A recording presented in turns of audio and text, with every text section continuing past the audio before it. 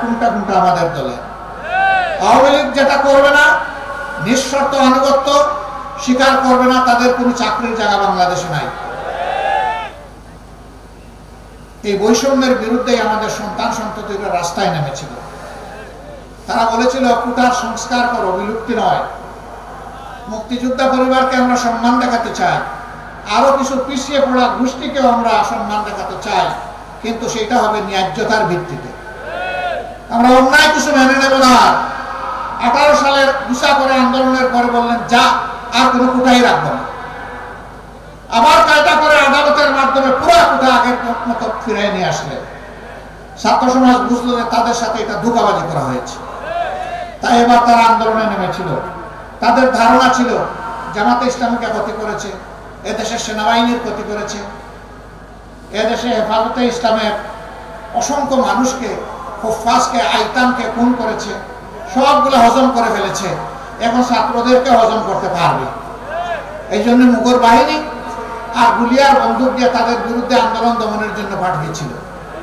ক্ষমতার শেষ দিন পর্যন্ত জিজ্ঞেস করেছিল এই আন্দোলন কিভাবে দমন করতে হবে।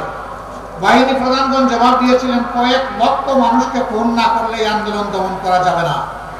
বলেছিল কয়েক লক্ষ নয়, কোটিও যদি খুন করতে হয় তাও তোমরা এই আন্দোলন দমন করো।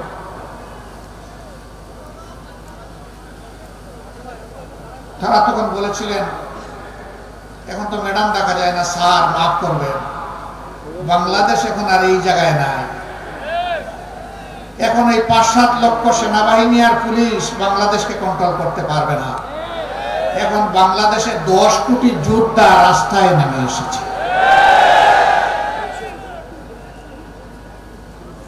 একজন মা তার 10 মাসের শিশুকে তুলে নিয়ে রাস্তায় এসেছিলেন।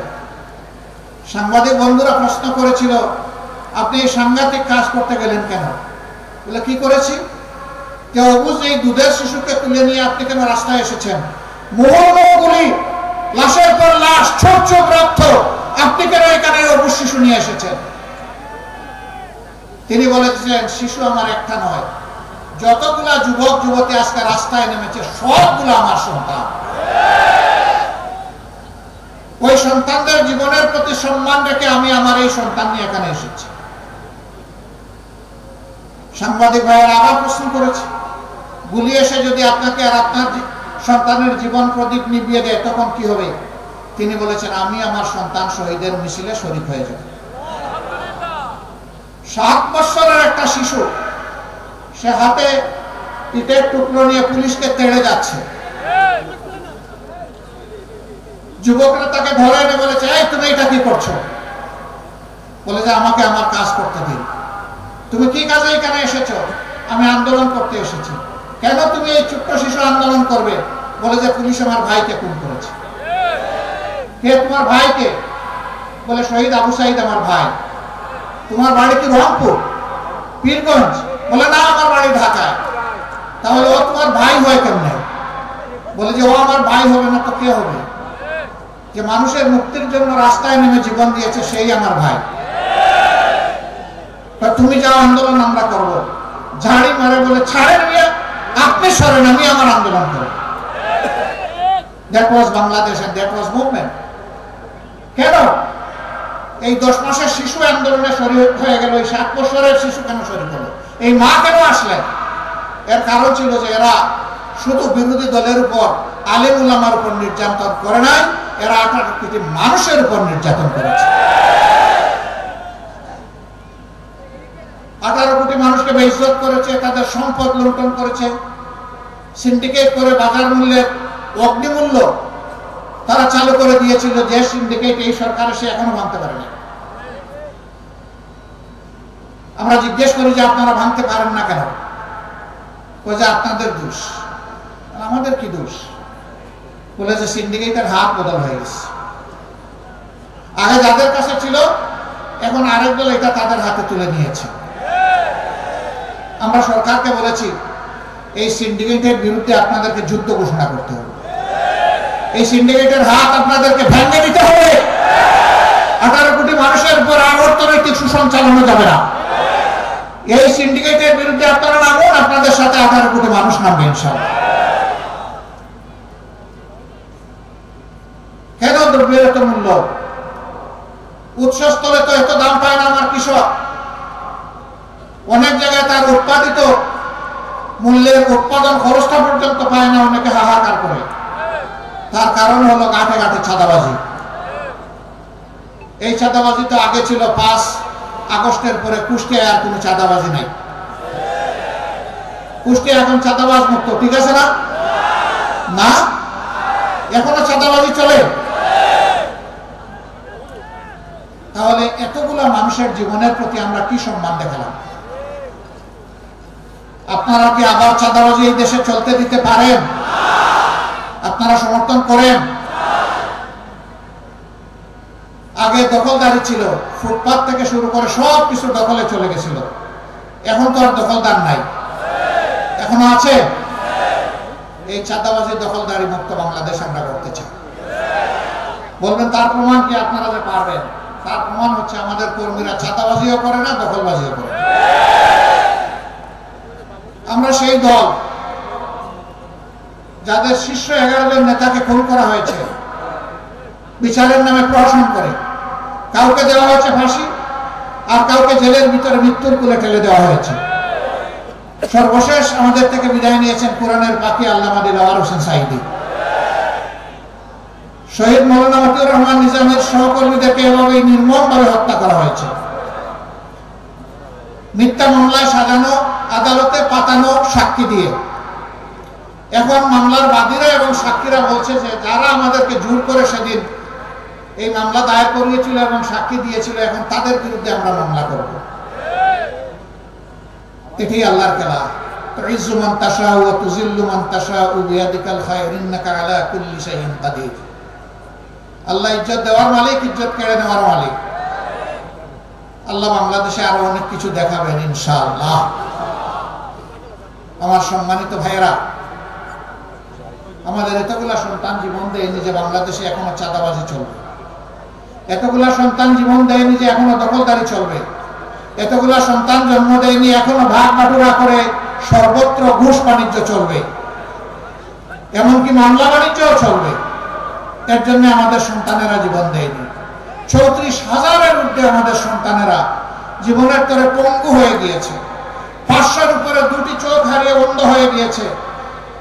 এ বিশ্বের সৌন্দর্য আর তারা কখনো দেখবে না। মায়ের মুখটাও তারা দেখতে পারবে না, স্ত্রীর মুখ দেখতে পারবে না, সন্তানের মুখ দেখতে পারবে না।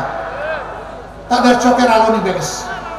750-র মতো এক চোখ হারিয়ে আরেক চোখের ঝুঁকিতে আসছে। কয়েকশো সন্তান আমাদের প্যারালাইজ হয়ে হাসপাতালের বেডে পড়ে আছে, যাদেরকে মেরুদণ্ডে গুলি করা হয়েছিল। কয়েক হাজার হয় হাত হারিয়েছে, না হয় পা হারিয়েছে।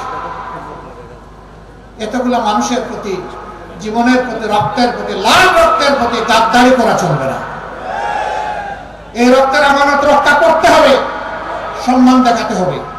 তাই আমাদের সন্তানদের স্লোগান ছিল মাত্র একটা, উই ওয়ান্ট জাস্টিস। আমরা সর্বক্ষেত্রে ন্যায় বিচার চাই, আমরা বৈষম্য চাই না। আমরা আমাদের সন্তানদেরকে, গর্বের সন্তানদেরকে কথা দিচ্ছি, তোমরা যেমন জীবন দিয়ে জাতিকে আরেকবার স্বাধীনতা এনে দিয়েছ, আমরা প্রয়োজনে জীবন দিয়ে তোমাদের দাবি পূরণ করবো ইনশাআল্লাহ। আল্লাহ যেন এই তৌফিক আমাদেরকে দান করেন। আমরা একটা সাম্যের বাংলাদেশ গড়তে চাই। আমরা এই দেশে আর কোন মাইনরিটি মেজরিটি এই কথা শুনতে চাই না।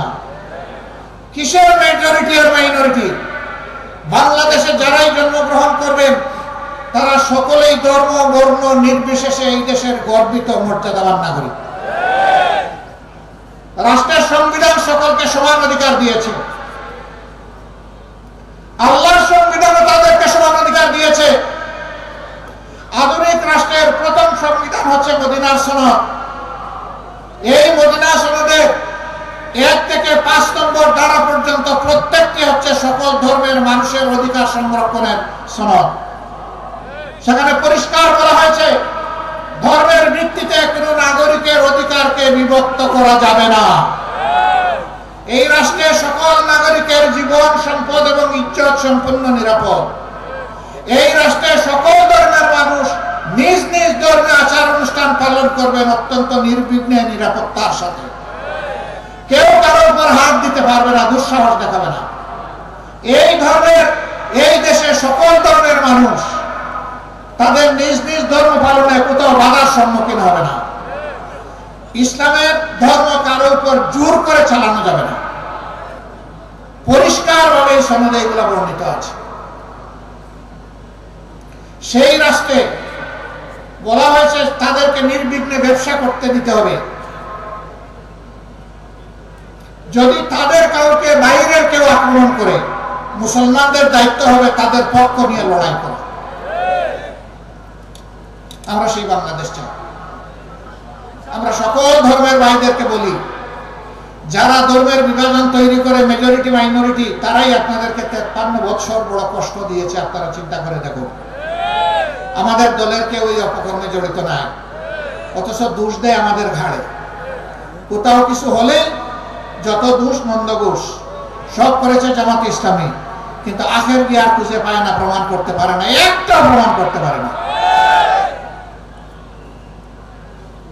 সম্মানিত ভাইয়েরা, তারা নারী পুরুষের ব্যবধান এনে আমাদেরকে বলে জামাতে ইসলামী ক্ষমতায় গেলে এই দেশে মহিলারা বিপদে পড়বে।